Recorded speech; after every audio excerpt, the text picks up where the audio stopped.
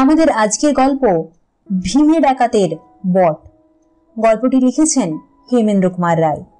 গল্পটি শুনে আপনাদের ভালো লাগলে অবশ্যই লাইক, কমেন্ট ও শেয়ার করবেন এবং আমাদের চ্যানেলে প্রথম এসে থাকলে আর গল্পটি ভালো লেগে থাকলে চ্যানেলটিকে অবশ্যই সাবস্ক্রাইব করে রাখবেন। শুরু করছি আমাদের আজকের গল্প ভীমে ডাকাতের বট। বড়দিনের ছুটিতে আমাদের বন্ধু অসিতের দেশে বেড়াতে গিয়েছিলাম। বিকালে শশা, নারিকেল, মুড়ি ও ফুলুরির থালা এবং চায়ের পেয়ালা টেবিলে সাজিয়ে নিয়ে বসে আমরা সবাই মিলে গল্প করছিলাম। অসিত বিনয় জানিয়ে বললে, পাড়া গিয়ে লাইট রিফ্রেশমেন্টে হয়তো পেট ভরলেও তোমাদের মন ভরবে না, কিন্তু কি করব ভাই, এখানে পেলিটি কি ভীমরাঙের কোনো আত্মীয়ই বাস করে না। পরিতোষ টপ করে একখানা মস্ত বড় কপির ফুলুরি মুখের গর্তে ফেলে দিয়ে বললে, বহুত আচ্ছা, কলকাতায় যা পাওয়া যায় পাড়া গায়ে এসে আমরা তা চাই না। কিন্তু অসিত ভাইয়া, তুমি বোধহয় ভুলে গিয়েছো যে আমি দুনিয়ার আলো দেখেছি সেই পূর্ব বাংলায়, যেখানে কাঁচা লঙ্কাকে মনে করা হয় মুড়ি ফুলুরির অলঙ্কারের মতন। তুমি কাঁচা লঙ্কাকে বয়কট করেছো কেন? প্রিয়নাথ বললে, যেহেতু আমরা বাঙাল নই। এবার একখানা পেঁয়াজের বড়াকে চোখের নিমিষে উড়িয়ে দিয়ে পরিতোষ বললে, তোমরা বাঙাল নাও, কিন্তু তোমরা হচ্ছে বিখ্যাত ঘটিচোর, তাই লাল কাঁচা লঙ্কা দেখলে লাল পাগড়ির কথা মনে করে ভয়ে তোমাদের বুক কাঁপে। শ্রীপতি দুই হাত আন্দোলন করে বললে, বাঙাল আর ঘটিচোর তোমরা দুজনেই ক্ষান্ত হও, অকারণে গৃহবিবাদে দরকার নেই। তার চেয়ে অসিতের মুখ থেকে শোনা যাক তার দেশে দ্রষ্টব্য আছে কি কি। অসিত বললে, এখানকার ধোঁয়া ধুলোহীন আকাশ, মোটরের উৎপাতহীন মেঠো পথ আর জনতার চিৎকারহীন প্রান্তরের মধ্যে তোমরা হয়তো দ্রষ্টব্য কিছুই খুঁজে পাবে না। তবে আমাদের খঞ্জনা নদীর ধারে গেলে তোমরা অনেক হাঁস শিকার করতে পারবে, ঘুঘু, স্নাইপ আর চকাও পাওয়া যায়। প্রিয়নাথ বললে, আমি হচ্ছি বৈষ্ণব কুলতিরক, জীব হিংসা আমার পক্ষে মহাপাপ।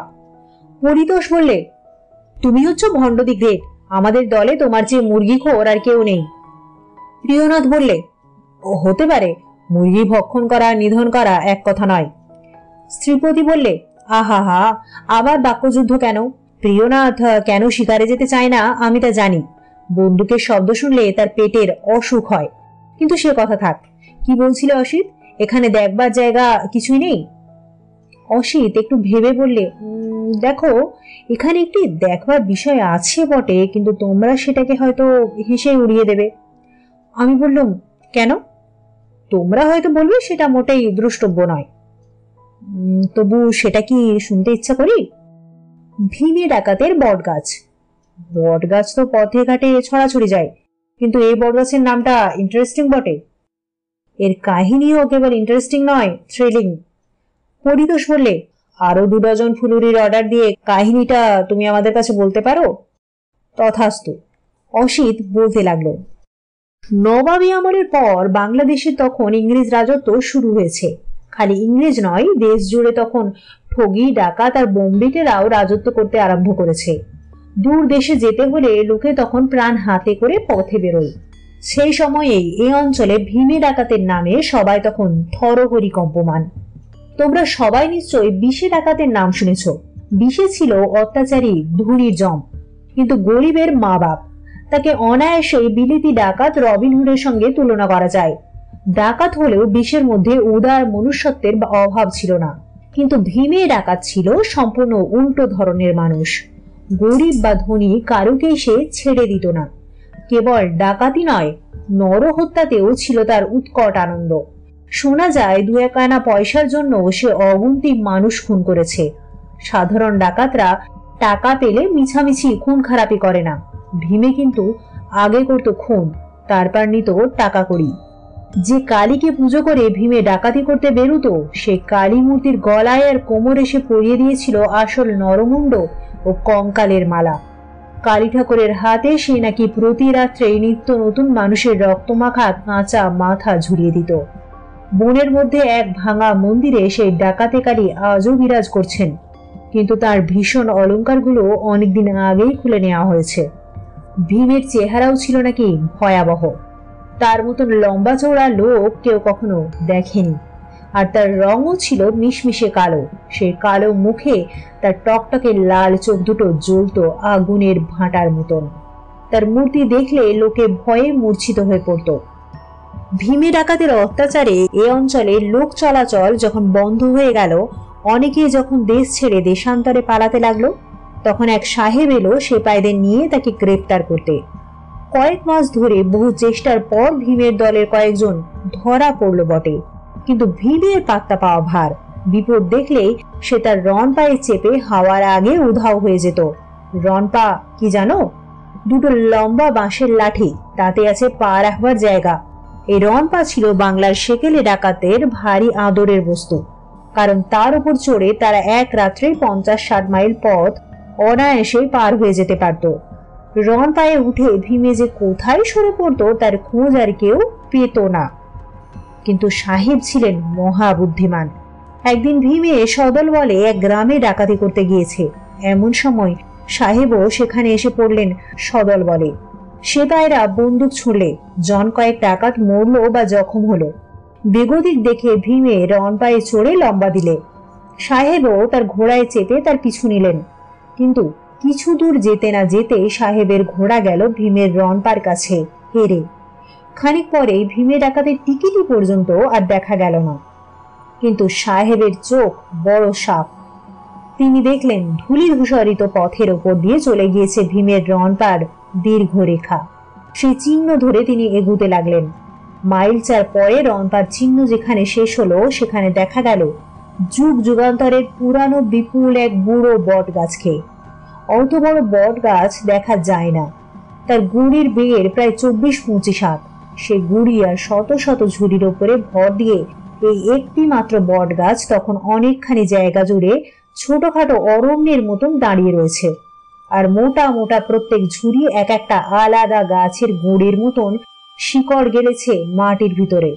সাহেব আন্দাজ করলেন ভীম নিশ্চয়ই এই মস্ত গাছে চড়ে ঘন ডালপাতার আড়ালে কোথাও লুকিয়ে রয়েছে। পিঠে বন্দুক বেঁধে তিনিও গাছে উঠলেন, কিন্তু বহুক্ষণ এ ডালে ও ডালে তন্ন তন্ন করে খুঁজেও ভীমেকে পাওয়া গেল না। হতাশ হয়ে সাহেব যখন মাটিতে নেমে পড়বার জোগাড় করছেন, তখন হঠাৎ দেখা গেল বটের মুড়ির উপর দিয়ে ধোঁয়ার চক্র বেরিয়ে আসছে। অত্যন্ত আশ্চর্য হয়ে সাহেব আরো উপরে উঠে উঁকি মেরে দেখেন বটের প্রকাণ্ড গুঁড়িটা একেবারে ফাঁপা, আর তার ভিতরে পরম আরামে বসে ভীমে ডাকাত আপন মনে হুঁকোই দম মারছে। তামাকখোর ভীমে সে যাত্রা আর রক্ষা পেলে না। এক ছিরিম তামাকের লোভে সে নিজের প্রাণটা বিলিয়ে দিলে। সে বট গাছেরই একটা ডালে তাকে গলায় ফাঁসি লাগিয়ে ঝুলিয়ে দেওয়া হলো। কিন্তু মরবার সময়েও সে ভয় পেলে না। দম্ভ করে বললে, সাহেব, আমি আমার এই আস্তানা ছেড়ে নড়ব না। ভূত হয়ে এখানেই রাজত্ব করব। এখানে যে আসবে তার প্রাণ নিয়ে ফিরতে পারবে না। সেই ফাঁপা বটগাছি আজ ভীমে ডাকাতের বট নামে বিখ্যাত। শত শত ঝুড়ির শিকড় দিয়ে রস টেনে সে কেবল বেঁচেই নেই, আকারে আগেকার চেয়েও আরো বড় হয়ে উঠেছে। এই অঞ্চলের প্রত্যেকের কাছে এসে একটা দ্রষ্টব্য জিনিস হয়ে পড়েছে। কিন্তু রাতের বেলায় কেউ তার ত্রিসীমানায় যায় না। ঠাকুরদাদার মুখে শুনেছি ভীমে ডাকাতের কথা পরীক্ষা করবার জন্যে সেকালে কোনো কোনো অতি বড় ডানপিটে রাত্রে ওই বটগাছের কাছে গিয়েছিল, কিন্তু তারা কেউ আর ফিরে আসেনি। কোনো রকম চিহ্ন না রেখেই তারা একেবারে বিরক্ত হয়ে গিয়েছে। আজ আর কেউ ভীমে ডাকাতের কথা পরীক্ষা করতে সাহস করে না। সেই বটগাছের চারিদিকের জমি আজ জলাভূমিতে পরিণত হয়েছে। জলাভূমির কাছে জ্যান্ত মানুষের বসবাস নেই, আছে কেবল মরাদের রাজ্য, অর্থাৎ গোরস্থান। অসিতের কাহিনী শেষ হলে পরে আমি জিজ্ঞাসা করলাম, তাহলে তোমাদের বিশ্বাস রাত্রে সেই বটগাছের কাছে গেলে আজও ভীমে ডাকাতের সঙ্গে আমাদের দেখা হবার সম্ভাবনা আছে? লোকে তো তাই বলে। বটগাছটা এখান থেকে কত দূরে? 4 মাইল। পরিতোষ বিপুল উৎসাহে বলে উঠলে, আজ দ্বাদশীর চাঁদ উঠবে আকাশে, তারই আলোতে আমরা ভীমে ডাকাতের সঙ্গে দেখা করব। অসিত বলল, কিন্তু শ্রীপতি বাধা দিয়ে বললে, কিন্তু নিকুচি করেছে। আমরা আজ হাতে নাতে প্রমাণ করতে চাই সেকালে গাঁজাখড়ি উপকথা কোনো কালে সত্য হয় না। কেবল প্রিয়নাথ আমতা আমতা করে বললে, ওই বট গাছটাকে আমি থোড়াই কেয়ার করি, কিন্তু ওই যে গোরস্থানের কথা বললে ওটা আমার ভালো লাগছে না। কিন্তু তার প্রতিবাদ আমরা কেউ আমলেও আনলুম না। শীতকালের কুয়াশায় আচ্ছন্ন চাঁদের আলো দেখলে শনিগ্রস্ত বলে মনে হয়। একেবারে নির্জন পথ, ঝিঝির ডাকে শব্দময় ও বুনো পুষ্পপত্রে গন্ধময়। বহু দূর থেকে নিস্তব্ধ রাত্রির বক্ষ ভেদ করে মাঝে মাঝে ভেসে আসছে চলন্ত রেলগাড়ির আওয়াজ। এই আওয়াজ আগেও অনেকবার শুনেছি, কিন্তু আজকে শুনে মনে হলো ওই রেলগাড়িতে চড়ে যেন ইহলোকের যাত্রীরা চলেছে পরলোকের দিকে। বন্ধুদের মুখের পানে তাকিয়ে দেখলাম তাদেরও শ্বাস প্রশ্বাস হয়েছে দ্রুত। কারোর মুখে কোনো কথা নেই। মুখে কেউ মানি আর না মানি, আসন্ন কোনো অলৌকিক ভাবের প্রভাবে আমাদের সকলেরই মন আজ মোহগ্রস্ত। এখানে মানুষের শেষ আশ্রয় হচ্ছে সরকারি ডাকবাংলো। তাকেও পিছনে ফেলে মাইলখানেক এগিয়ে গেলাম। তারপর একদিকে আঙুল দেখিয়ে অসিত চুপি চুপি বললে, ওটা হচ্ছে গোরস্থান। মৃতের সেই মৌন জগতেও জীবন্ত ঝিঝিদের ভাঙা গলার অশ্রান্ত আর্তনাদ শোনা যাচ্ছে। কি একটা কালো জন্তু আমাদের সাড়া পেয়ে তাড়াতাড়ি ছুটে একটা উঁচু কবরের আড়ালে পালিয়ে গেল। প্রিয়নাথ ছিল সবার পিছনে। সে এগিয়ে সকলের মাঝখানে এসে দাঁড়ালো। তার মুখের ভাব অস্বাভাবিক। শ্রীপতি বললে, কিন্তু সেই বুড়ো বটগাছটা কোথায়? অসিত নীরবে অঙ্গুলি নির্দেশ করলে। একটা মস্ত বড় জলাভূমি দৃষ্টিসীমা জুড়ে ধুধু করছে এবং তারই ওপরে পড়ে হিংস্র দাঁতের মতন চকচক করে জ্বলছে কুয়াশায় আধমরা চাঁদের আলো। জায়গায় জায়গায় কুয়াশা এত ঘন যে তাকে ঠেলে চোখ চলে না। জলারই একপাশে পাহাড়ের মতন উঁচু একটা প্রকাণ্ড একটা ঢিপির ওপরে দাঁড়িয়ে আছে শূন্যের অনেকটা পূর্ণ করে বিপুল সেই বট গাছ। কেউ বলে না দিলে আমরা তাকে অরণ্য বলেই ধরে নিতাম। আবছায়া মাখা রহস্যময় জ্যোৎস্নার বৃদ্ধ বটের ডালপালা শীতার্ত হাওয়ায় কাঁপতে কাঁপতে সজোরে দীর্ঘশ্বাস ফেলছে এবং তার তলায় জমে আছে বিরাট ও নিরেট একটানা অন্ধকার। প্রিয়নাথ অর্ধস্ফুট স্বরে বললে, ওগুলো কি? ওগুলো ওই যে নড়ে চড়ে বেড়াচ্ছে, কি ওগুলো? শ্রীপতি বললে, আলেয়া। প্রিয়নাথ বললে, আমার মনে হচ্ছে যাদের দেখা যায় না তারা ওই জলায় আগুনের ফুটবল নিয়ে ওয়াটার পোলো খেলছে। মনে মনে ভাবছি এ স্থানটা গোরস্থানের চেয়েও স্তব্ধ, কারণ এখানে ঝিঝিরাও ডাকছে না। ঠিক সেই সময়ে নানা শব্দে চতুর্দিক হঠাৎ জাগ্রত হয়ে উঠল।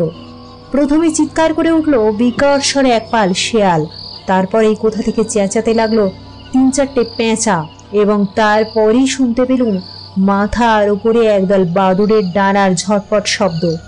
যেন কি দেখে ভয় পেয়ে তারা প্রাণপণে উড়ে পালিয়ে যাচ্ছে।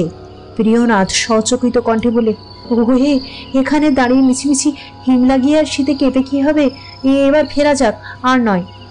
পরিতোষ ঠাট্টা করে বললে, কি হে অসিত, তোমার ভীমে ডাকাত কোথায়? শ্রীপতি বললে, ভীমে ডাকাত আজ বোধহয় নরকের দরজা খোলা পায়নি। আচম্বিতে একটা বরফের মতন ঠান্ডা কনকনে হাওয়ার ঝটকা উঠল এবং সঙ্গে সঙ্গে আলেয়াদের দলে যেন একটা হুড়োহুড়ি পড়ে গেল। কাকে দেখে তারা যেন দুভাগে ভাগ হয়ে পথ ছেড়ে দিয়ে সরে সরে যাচ্ছে। প্রিয়নাথ কাঁদো কাঁদো গলায় হাঁপাতে হাঁপাতে বললে, কুয়াশার একটা মেঘ আমাদের দিকে এগিয়ে আসছে, ওর পিছনে কি আছে কে জানে। পরিতোষ চিৎকার করে বললে, কোথায় এ ভীমে ডাকাত? দয়া করে একবার দেখা দাও। সেই মুহূর্তে শুনতে পেলুম জল আর জলে ছপছপ ছপছপ করে কিসের শব্দ উঠল। দুই চোখ পাকিয়ে অসিত ক্ষীণ স্বরে বললে, মনে হচ্ছে কে যেন রনপা চড়ে জলা পেরিয়ে আমাদের দিকে আসছে। আড়ষ্ট ভাবে অবরুদ্ধ কণ্ঠে শ্রীপতি বললে, কোথায় রনপা? কোথায় কে? তার স্বরে এখন কিন্তু আর কৌতুকের ভাব ছিল না। আমি দুর্বল স্বরে বললাম, কেবল একটা শব্দ শোনা যাচ্ছে আর একখানা ঘন কুয়াশার মেঘ হুহু করে এগিয়ে আসছে। প্রিয়নাথ হঠাৎ বিকট ও বিশ্রী এক চিৎকার করে পাগলের মতন দৌড় মারলে। সে অমনভাবে চেঁচিয়ে না পালালে আমরা কি করতাম জানি না, কিন্তু ভয় হচ্ছে এমন সংক্রামক যে দিগ্বিদিক জ্ঞান হারিয়ে আমরাও ছুটতে লাগলুম প্রিয়নাথের সঙ্গে সঙ্গে। গোরস্থান ছাড়িয়ে মিনিট 5 ছোটবার পর আমরা আবার দাঁড়িয়ে পড়লুম। পরিতোষ হাঁপাতে হাঁপাতে বললে, ঘটি, তুমি হঠাৎ পালিয়ে এমন ভয় দেখালে কেন? প্রিয়নাথ হাঁপাতে হাঁপাতে বললে, বাঙাল, তোমাকে তো আমরা পিছু নিতে বলিনি, তুমি পালালে কেন? পরিতোষ কি জবাব দিতে যাচ্ছিল, কিন্তু হঠাৎ শিউরে উঠে থেমে গিয়ে আবার দৌড় মারবার উপক্রম করলে। আমরাও আড়ষ্ট হয়ে শুনতে পেলুম আমাদের পিছনে পথের ওপরে জেগে উঠেছে ছুটন্ত ঘোড়ার খুরের খটমট শব্দ। শ্রীপতি সভয়ে বললে, ওনবার শব্দ কি ঘোড়ার পায়ের শব্দ মতো? কিন্তু কেউ তার প্রশ্নের উত্তর দিলে না, কারণ তখন আমরা সকলে ঘোড়দৌড়ের ঘোড়ার চেয়েও দ্রুত বেগে আবার ছুটতে শুরু করেছি। পিছনের শব্দ যত এগিয়ে আসে আমরাও তত বেশি পা চালাতে থাকি। এ যেন সাক্ষাৎ মৃত্যুর সঙ্গে ভীরু জীবনের দৌড়ের পাল্লা। এবারে একেবারে এসে থামলুম ডাক বাংলোর সীমানার মধ্যে। আমাদের দমাদ্দম পদাঘাতে বাংলোর দরজা ভেঙে পড়ে আর কি। রক্ষী দরজা খুলে দিয়ে বিস্মিত স্বরে বললে, কি হয়েছে বাবু, কি হয়েছে? আমি বললুম, কিছু হয়নি, আজ রাত্রে আমরা এখানে থাকবো। একটা ঘরে ঢুকে যে যেখানে পারলুম হাত পা এলিয়ে বসে পড়লুম। বাইরে স্তব্ধ পথের উপরে আবার সে ভয়াবহ ঘোড়ার পায়ের শব্দ শোনা গেল। বেশ বুঝলুম শব্দটা বাংলোর সীমানার মধ্যে এসে থামল। আমার হৃৎপিণ্ড বুকের ভিতরে ছটফট করে লাফাতে লাগলো। রক্ষী আবার দরজার দিকে এগিয়ে যাচ্ছে দেখে পরিতোষ ছুটে গিয়ে তাকে চেপে ধরে উন্মত্তের মতো বলে উঠল, খবরদার, দরজা খুলে দিও না। রক্ষী আশ্চর্য হয়ে বললে, দরজা খুলে দেব না কি বাবু? আজ যে এখানে পুলিশ সাহেবের আসবার কথা আছে। ঘোড়া থেকে নেমে পুলিশ সাহেবই বাংলোর ভিতরে প্রবেশ করলেন। আমরা বোকা এবং বোবার মতন পরস্পরের মুখ চাওয়াচাই করতে লাগলাম। খানিক পরে পরিতোষ বললে, ওই কাপুরুষ প্রিয়নাথই যত নষ্টের গোড়া। প্রিয়নাথ বললে, জলায় যাবার রাস্তা খোলাই আছে, তুমি আবার সেখানে গেলে আমি বারণ করব না। অসিত বললে, হতে পারে পথ দিয়ে ঘোড়ায় চড়ে পুলিশ সাহেবই আসছিলেন, কিন্তু জলার জলে যে ছপ করে শব্দ হচ্ছিল, সেটা কিসের শব্দ? শ্রীপতি বললে, হয়তো কোনো জন্তু সাঁতরে জলাপার হচ্ছিল। আমরা রজ্জুতে সর্পভ্রম করেছি, কাল আমরা আবার ওই বটগাছ দেখতে আসব। কিন্তু যারা এই কাহিনী শুনছেন তাদের কানে কানে আমি জানিয়ে রাখছি যে পরদিনের সন্ধ্যায় বটগাছ দেখতে আসবার কথা আমরা সকলেই আশ্চর্যরূপে ভুলে গিয়েছিলাম। আজও ঘুমিয়ে ঘুমিয়ে সেই ছপ শব্দ শুনি আর গলদঘর্ম হয়ে জেগে উঠি। আজও মনে প্রশ্ন জাগে, সে শব্দটা কিসের? তোমরা কেউ এ প্রশ্নের উত্তর দিতে পারো? শেষ হলো আমাদের আজকের গল্প ভীমে ডাকাতের বট। গল্পটি শুনে ভালো লেগে থাকলে অবশ্যই লাইক, কমেন্ট ও শেয়ার করবেন, এবং এরকম গল্প আরো শুনতে চাইলে আর আমাদের চ্যানেলে আজ প্রথম এসে থাকলে চ্যানেলটিকে অবশ্যই সাবস্ক্রাইব করে রাখবেন। নমস্কার।